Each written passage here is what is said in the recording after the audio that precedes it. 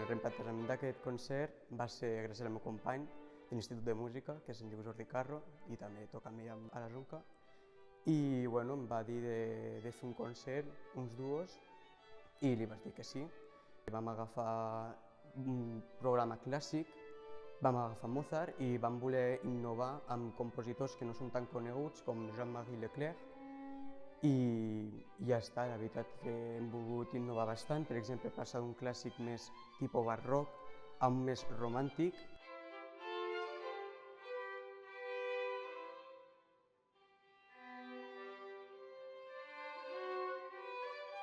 No, al museu no havíem tocat mai, sí que havíem tocat amb altres llocs amb ressonàncies similars, però amb un museu com a tal no, i per nosaltres és una nova experiència també, sobretot pel fet de la ressonància i la companyia de la pintura, que també va relacionada molt amb la música clàssica, i també és el que busquem en aquest repertori que proposem nosaltres.